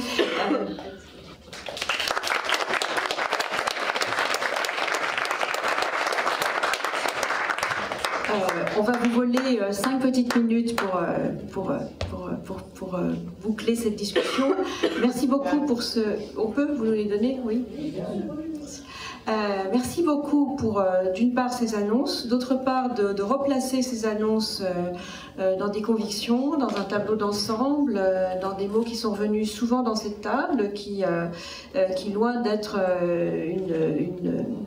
une table, disons, comme on dit, de type techno, voilà, énarque, etc., a été beaucoup plus une table qui ramenait les questions de communauté et d'humanité.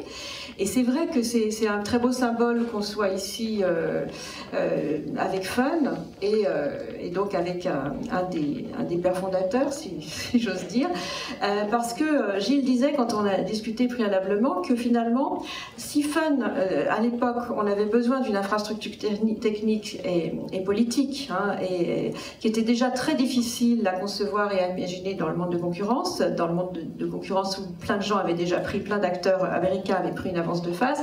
Là, finalement, c'est beaucoup plus difficile. C'est une autre affaire. Qu'est-ce que ce serait cette infrastructure? On n'en sait rien. Est-ce que c'est un LLM purement français? Enfin, ça ne veut pas dire grand-chose. Et là, on voit finalement Bruno Sportis a apporté des éléments de réponse. Cette infrastructure-là, elle est humaine. Et elle fait pas. C'est des intelligences humaines qui sont appelées à se rassembler. Donc ça tombe bien.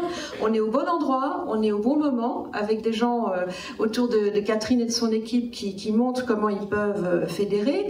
Et peut-être que ce mouvement qui s'est amorcé là, tu parlais de canopée, mais peut-être que dans le SUP, le canopé, il est chez les enseignants-chercheurs et dans les communautés universitaires. Donc c'était des rappels qui sont pour tout le monde, j'espère, très mobilisants, très motivants, parce qu'en 2 jours, on a fait un chemin très très intéressant de désillusion, de balayer des nuages pour revenir finalement à des questions qui sont essentielles pour tout le monde, le service public. Mais je reprends juste un mot sur un sujet qui a été amené par Mireille et qu'on n'avait pas discuté, et pourtant Dieu sait qu'il est important, c'est le risque dont on est parti, c'est une sorte de désintermédiation supplémentaire de l'enseignement supérieur public, qui va probablement être amplifiée par sans doute des annonces marketing des acteurs privés de l'enseignement en ligne hybride ou pas du tout hybride ou faussement hybride, disons, qui vont dire aux parents, ben, ça tombe bien, on peut vous certifier, on peut certifier les études, et en plus maintenant nous on a des assistants IA 24/24. Donc on est aussi dans ce contexte-là qu'on n'a dignement pas du tout évoqué, mais comme on vient de réaffirmer le service public, je me permets de l'importance du service public et de ses missions démocratiques et républicaines. Ben, peut-être que ça peut être aussi une note qu'on n'oubliera pas grâce à toi et grâce à vous. Voilà. Donc là je vais enfin rendre le micro, mais je sais pas comment, c'était pas, moi je pense que, moi je me suis pas ennuyée si je vous dis ça. Je voulais vous remercier aussi parce que se faire une feuille de route, je pense que bon an mal an on a lu le contrat, c'est Catherine qui va nous le dire, mais je pense qu'on a avancé sur ce qui pourrait être les prémices d'une, voilà. Et donc je crois que Catherine maintenant va prendre le, voilà. Déjà avant tout je voudrais vraiment dire merci à tous ceux et celles qui se sont mobilisés, tous les experts qui sont venus, vous les avez vus, il y en a qui sont venus de loin, on les a pour certains beaucoup tannés pour dire venez, on a besoin de votre expertise, on a besoin de votre regard, on a besoin de regards croisés, on a besoin d'échanger. Hier, je vous disais qu'on avait voulu faire une conférence autour de l'IA dans une vision très large. Vous avez vu, on a fait venir des techniciens, au sens informaticien du terme, des juristes, des gens qui travaillent sur les enjeux éthiques, des enseignants-chercheurs, des gens qui se préoccupent de la pédagogie. Et c'est toute cette vision-là qu'on a voulu donner. Quand on a commencé à préparer cette conférence en décembre, on s'est dit, il faut qu'on fasse ça pour que dans l'ESR, on fasse gagner du temps à tout le monde. Et je veux croire qu'on vous a peut-être fait gagner un peu de temps à vous, qu'on fera peut-être gagner un peu de temps à ceux qui vont nous écouter en replay à la fin du mois, quand on mettra en ligne les vidéos. Et je voudrais juste que, dans mes balades ce matin, j'ai rencontré une collègue qui m'a dit des choses super sympas. Je lui ai demandé si je pouvais les enregistrer, et je voudrais juste vous le faire écouter. Et ça part. La techno marche. Alors vraiment, cette conférence IA et éducation, moi qui suis loin d'être une spécialiste de l'IA, je suis bibliothécaire, je pense que c'est un des moments professionnels les plus forts de ma vie, en termes de largeur d'esprit, en termes de vision et surtout en termes de solutions opérationnelles pour mettre en œuvre, là, demain matin, dans mon établissement, des atouts et des innovations qui permettent à nos étudiants d'apprendre mieux, quoi, tout simplement. Merci. Alors, je ne dis pas que vous partez... Alors, je n'ai pas souvoyé cette collègue pour nous dire ces choses-là. Elle l'a dit spontanément. J'espère que vous êtes nombreux à penser que vous avez appris des choses intéressantes et utiles.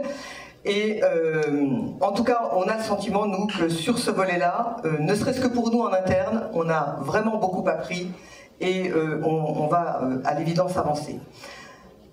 À l'arrache, à midi, on s'est dit, on va passer des papiers, on est dans le monde du numérique, on aurait dû prendre une petite appli pour que chacun puisse dire les mots-clés, etc. On a pensé ça un quart d'heure avant le truc, donc j'ai des papiers, mais je me dis que on vous les racontera une autre fois. Par contre, je voudrais vraiment dire à Bruno que nous, chez Fun, on est des makers. On peut développer des solutions. Ça n'a de sens qu'on développe des solutions que si on les développe pour le monde universitaire, avec des partenaires qui ont envie de le faire. Et c'est vraiment ça qu'on voudrait dire aujourd'hui.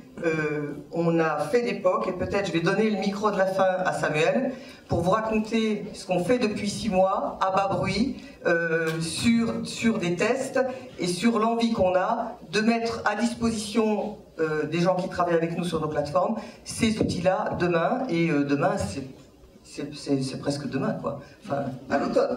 Voilà.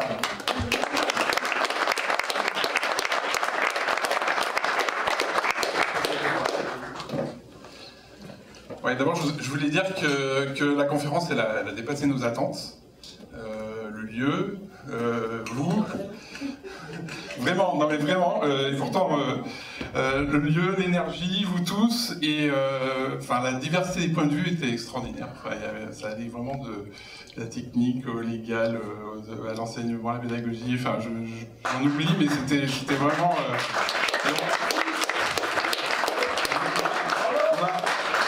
Je crois qu'on a démontré un truc, on a démontré que, bah, en tout cas, l'intelligence collective, elle est bien réelle, et elle est là, et elle compte encore, s'il y a encore de l'intelligence artificielle. On était, quand on a voulu faire cette conférence, c'est parce qu'on était inquiets. On était inquiets d'être capable de relever ce défi. Quand on a vu arriver ChatGPT, et puis déjà avant ChatGPT, on avait vu arriver Whisper, enfin la transcription, on avait vu arriver tout ça, et on disait, zut, là, on est mort, on ne saura jamais faire ça. C'est des LLM énormes, c'est des trucs énormes. Bah, en fait, ils seront 4 à savoir faire, et puis on n'a plus qu'à plier les cannes. Là, Luc Julien nous a dit, en gros, ça a dépassé nos attentes, parce qu'en gros, il nous a dit, non seulement on en est capable, mais en fait, on est juste les meilleurs. Et je pense que c'est vrai. Et on est les meilleurs en IA, enfin, on a les meilleurs chercheurs. À l'INRIA, on le savait déjà, Scikit-learn, on connaît un peu l'équipe, mais on ne travaille pas ensemble. Comme dit Catherine, on est des makers, mais on n'arrive pas à faire ce pont. Et là, on n'est pas les meilleurs, là encore, sur cette collaboration, sur ce pragmatisme. Et je voulais vous raconter une histoire, parce que c'est aussi la genèse de cette conf. C'est le travail qu'on fait avec Centrale Supélec, et qui tient à Renaud Monet, donc le DSI, et à la relation entre Renaud Monet et moi. Et on est parti d'un POC, parce qu'on était inquiets, et Renaud il m'a dit, bah, viens, on fait un POC. Donc on a fait un POC, on en fait plein. Et ce qui était marrant, c'est qu'on est parti en disant, on va aider les profs. Et donc les élèves que vous avez vus, eux, très vite, ils nous ont dit, mais vous voulez aider les profs, ok, c'est cool, mais... Enfin, aidez-nous plutôt. Enfin, vous pouvez nous aider, parce que nous aussi, en fait, nous aussi, on est de l'autre côté du tuyau, et on a des attentes, on a des besoins, et on va vous montrer... Donc on s'est dit, enfin, je parlais d'intelligence collective, la collaboration, elle peut se faire avec les chercheurs, elle peut se faire avec les profs, elle peut se faire avec les makers, elle peut se faire aussi avec les élèves. Et on arrive à des trucs qui dépassent ce qu'on avait imaginé. Moi, je repars avec la conviction maintenant que, en fait, l'IA, c'est pas juste un truc dont on n'est pas capable et qu'on fera pas, c'est en fait un facteur d'égalité des chances, c'est un facteur d'inclusivité, c'est quelque chose qu'on peut faire demain. Enfin, ce que j'ai appelé hier le premier étage de la fusée, en fait, on devrait déjà l'avoir fait, on sait le faire, il n'y a aucun challenge. Qu'est-ce qu'on attend? Et c'est même une opportunité majeure de rayonnement. Pour la France, enfin pour notre langue, pour notre savoir, pareil, qu'on devrait saisir. Et qu'est-ce que je voulais dire? Ouais, et puis au niveau, on était inquiet aussi au niveau de l'impact sur le climat. Et, bon, moi, personnellement, j'étais rassuré. En tout cas, je repars avec l'idée que dans l'IA, en fait, l'impact... Pas nous, Samuel, on n'a pas été rassurés du tout, hein, pour le climat. Non, je ne suis pas rassuré sur le climat, mais je ne suis pas rassuré sur le climat, je suis rassuré sur, finalement, l'impact qu'a l'entraînement des IA versus... Alors peut-être je suis complètement à côté de la plaque, hein, mais c'est ce que j'ai retenu d'hier, c'est qu'en fait, l'IA, c'est une chance d'enseignement, et donc d'éducation, et que finalement, un des plus gros problèmes du climat... Bah, c'est ce qu'on est capable, nous, de transformer nos vies, et qu'ils nous ont dit, en gros, changer les terminaux tout le temps, prendre la voiture pour rien du tout, que tout ça, ça avait finalement des impacts énormes, et que, en fait, bah, y a un espoir énorme dans l'éducation, donc je sais pas, enfin, je me dis qu'en tout cas, En tout cas, le balancier, j'ai l'impression qu'il est plus sur les terminaux. Et puis on voit qu'Apple a encore rajouté un nouveau terminal qu'il va falloir qu'on achète. Donc, ça, voilà, moi je repars avec en tout cas ce truc, cet espoir de me dire il faut peut-être que je prenne encore moins la voiture, encore moins, et que je change encore moins de téléphone, encore moins de portable, et ça je sais faire. Et que voilà. Enfin, je retiens l'enjeu des communs. L'enjeu des communs, il est majeur. Bon, ça j'en étais déjà convaincu, mais je sais pas si vous, ça vous a peut-être apporté, ceux qui connaissaient pas, un petit éclairage là-dessus. Et je retiens un mot de Fabrice Eboué qui a fait une réponse un peu sèche à quelqu'un qui disait mais c'est cool, il y a Mistral qui a levé 100 millions d'euros, et il lui a répondu mais avec 100 millions d'euros dans la Silicon Valley vous êtes un nain et vous n'existez même pas. Par contre avec 100 millions d'euros investis dans l'open source, avec des gens comme Ladine qui savent faire, c'est un game changer. C'est vraiment majeur ce qu'on peut faire avec ce genre de montant. Donc pareil, je me dis bon, il y a peut-être quelque chose là-dessus. Et puis c'est tout.